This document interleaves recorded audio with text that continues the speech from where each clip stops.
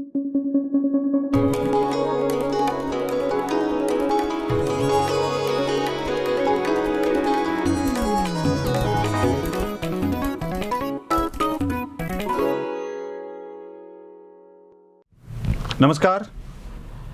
एक अत्यंत विकृत विषय घेऊन मी तुमच्या समोर आलो आहे. आता खरं तर हा विषय मांडावा की नाही मांडावा असा प्रश्न खूप येतो, कारण किती वेळा तेच ते सांगत राहायचं हा प्रश्न तुम्हालाही पडेल आणि मलाही पडला आहे. भाषा आणि राजकारण या दोन्हींचा दुरान्वयानं संबंध उरलाय का हा प्रश्न पडतो. वाटेल तसे आणि वाटेल त्या पद्धतीने आरोप करत राहणे ही जणू राजकारण्यांची आता खासियत बनत चालली आहे. शत्रूंवर तुटून पडायचं असेल तर अगदीच भाषिक स्तर घालवत काहीही भाष्य करत आजकाल टीका करणं चाललं आहे. एका बाजूनी गुन्हे दाखल होत आहेत तर दुसऱ्या बाजूनी गुन्हे दाखल करा अशी मागणी होते आहे. बोलायचं असं घाणेरडं बोलायचं की समाजातले आपण घटक आहोत की नाही हा प्रश्न पडावा. अशी कृती करायची की आजूबाजूच्या माणसांना सुद्धा त्याचा तिरस्कार वाटावा. नारायण राणे यांच्या एका वाक्यावरून महाराष्ट्रामध्ये गजब माजला. अगदी भारतीय जनता पक्षानं या वाक्याचं समर्थन केलं नाही. भाजपचे जे नेते म्हणून पुढे आले त्या प्रत्येकाने या वाक्याचं समर्थन केलं नाही. नारायण राणेंवरती गुन्हा दाखल झाला, काही तासापुरती अटकेची प्रक्रिया झाली, जामीन मिळाला आणि त्यानंतर महाराष्ट्रात जो भाषिक हिंसाचार उफाळलाय ना तो फार भयंकर आहे. याआधी आपण परभणी जिल्ह्यातले हिंगोली जिल्ह्यातले आमदार बांगर काय बोलले ते बघितलं होतं. त्यांची भाषा कोथळाबाहेर काढण्याची होती. त्यानंतर सोलापूरमध्ये जी काही कृती घडली आहे ना ती त्यापेक्षाही भयंकर आहे. सोलापूरचे शिवसेनेचे जिल्हा प्रमुख बर्डे यांनी नारायण राणे यांचं पोस्टर अगदीच गलिच्छ भाषा वापरत चक्क मुताऱ्यांवर लावलंय. तुम्हाला व्हिज्युअलमध्ये दिसतंय की ते पोस्टर चक्क मुताऱ्यांवर लावण्यात आलेलं आहे.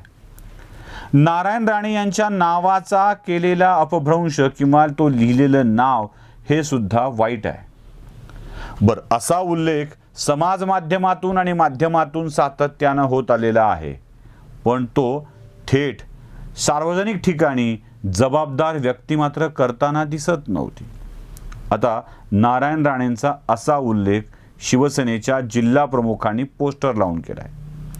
एवढंच नाही तर शिवसेनेचे ते जिल्हा प्रमुख जे बर्डे आहेत ते स्वतः सांगतायत मी त्या पोस्टरवर मुतारी जवळ लावून त्यावर लघुशंका केली आहे. शब्द, भाषा, धमक्या हे इतकं आहे की अक्षरशः ऐकताना हे राजकारणी आहेत की गल्लीतले गुंड छपरी असा प्रश्न पडल्याशिवाय राहत नाही. गल्लीतले गुंड सुद्धा अशी भाषा वापरत नाहीत. अशी भाषा शिवसेनेच्या जिल्हा प्रमुखांच्या तोंडून आहे. माझं म्हणणं खरं आहे हे सांगण्यासाठी तुम्हाला आता एक व्हिडिओ बघायला लागेल.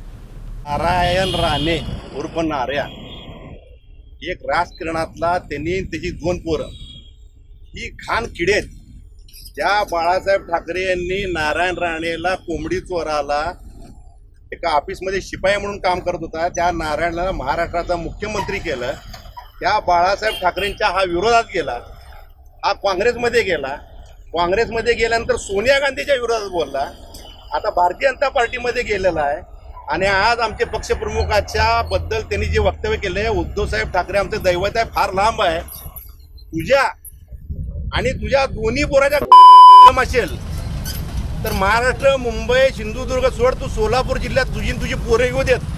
मी शिवसेना जिल्हा प्रमुख पुरुषोत्तम बर्डे या नात्याने चॅलेंज करतो आणि तुला माहिती आहे पुरुषोत्तम बर्डेला तू ओळखतो, कारण जेव्हा तू महसूल मंत्री काँग्रेसमध्ये होता तेव्हा 26/11 जो हल्ला झाला देशावर त्यावेळेला तो हल्ला मला माहीत होता असं वक्तव्य केल्यानंतर तुला हायकोर्टात ओढणारा पुरुषोत्तम बर्डे आहे. उद्धवसाहेब ठाकरे दूर की बात झाली. तुझ्यासारख्या सडक्या मेंदूच्या हिजड्या लोकांना शिवसेनेचं मर्दाचं आव्हान आहे. तू जर सोलापूर जिल्ह्यात जर आला तर तुझ्या आणि तुझ्या पोराला तुझी दोन्ही पोरं बी गांजा ओढतात. मोठं पोरगं हेरोईन आहे, दोन टाइम इंजेक्शन घेते, दुसरं पोरगं गांजा पितंय. तू मुख्यमंत्री झाल्यानंतर दोनदा शिवसेनेने तुझा पराभव केला. एकदा कणकोलीत पराभव केला, एकदा बांद्र्यात पराभव केला. 6 महिन्याच्या आत तुला खासदारकीचा पराभव केला. उद्धव ठाकरेंच्या विरोधात जर वक्तव्य केलं तर उद्धव साहेब लांब आहेत. माझ्यासारखा शिवसैनिक आता जे मुटलो ना, तुझ्या तोंड पुतू एवढी ताकद आमच्या शिवसेनेत, एवढा इशारा देतो आणि भारतीय जनता पार्टीला दाखवतो की देवेंद्र फडणवीस, चंद्रकांत पाटील, आशिष शेलार ही जर तुमची संस्कृती असेल आणि तुम्ही या कुत्र्याला भुकाला सांगत असेल तर तुमचा मालक, या कुत्र्याचा मालक कोण आहे ना, त्याला सुद्धा आम्ही शिवसेना माफ करणार नाही. एवढा इशारा सोलापूर जिल्हा शिवसेना प्रमुख यांना तरी मी देतो. आणि सोलापूर जिल्ह्यातल्या प्रत्येक मुतारीवर जिथं जिथं सार्वजनिक मुतारे आहेत ना, तिथं या नाराजा तोंडार सोलापूर जिल्ह्यातले सगळे लोक फळाफळा मुततील, असंही आमचं आंदोलन. बर्डेंची ही भाषा एकट्या बर्डेंची नाही आहे. शिवसेनेतल्या अनेक लोकांनी अशा स्वरूपाची भाषा वापरलेली आहे. बांगरणी तर राणेंचा कोथळा काढण्याची भाषा वापरलेली आहे. देवेंद्र फडणवीस यांच्या विषयातही अशाच स्वरूपाची भाषा वापरली गेली आहे. देवेंद्र फडणवीस जेव्हा संवैधानिक पदावर, मुख्यमंत्री पदावर होते तेव्हा आम्ही तुमची बायको मागत नाही अशी भाषा देखील वापरली गेलेली आहे. हाही व्हिडिओ एकदा बघून घ्या. अहो फक्त आरक्षणच मागतायत आम्ही, माननीय मुख्यमंत्री साहेब, आम्ही फक्त आरक्षणच मागतायत, नाही तुमची बायको मागत. सातत्यानं शिवसेनेच्याकडून किंवा अन्य लोकांच्याकडून राजकारणामधली अशी घाणेरडी भाषा वापरण्याचं काम चालू आहे. मारामारी करणे, मारणे, शिव्या देणे हा प्रकार आता नित्याचा होत चालला आहे. म्हणजे अगदी शरद पवारांच्या विषयामध्ये वापरलेली भाषा सुद्धा अशाच स्वरूपाची ढासाळलेली आहे की काय याचा तपास पवारांच्या विरोधकांनी देखील करायला हवा.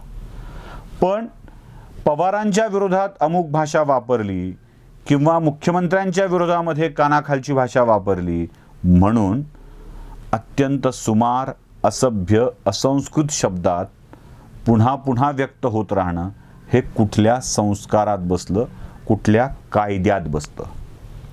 मुळात याला कायदा नाही आहे, मुळात यांच्याकडे संस्कार नाही आहे. आमच्या नेत्याचा अपमान ही या लोकांसाठी अत्यंत संवेदनशील विषय होतो आणि हाच संवेदनशील विषय घेऊन ही माणसं अगदी बरळत राहतात, बहकल्यासारखी बरळत राहतात. जर कारवाई करायचीच असेल तर या लोकांवरती देखील करायला हवी. केंद्र सरकार ईडीचा, CBIचा वापर करतं आहे असं म्हणून तुम्ही जर थेट त्या व्यक्तींविरोधात अत्यंत गलिच्छ भाषेत टीका करणार असाल तर तुमचे संस्कार आणि तुमची वृत्ती या दोन्ही गोष्टी देखील दिसून येतात. बर्डे, बांगर एकटेच नाहीत तर अशा स्वरूपाची भाषा अनेकांनी वापरलेली आहे. अगदी टाळणं, लोकांना अशा भाषेत बोलणं, मारणं असं सगळं घडलेलं आहे. म्हणजे पुन्हा एकदा त्याच सगळ्या विषयाची आठवण करून द्यावी लागेल.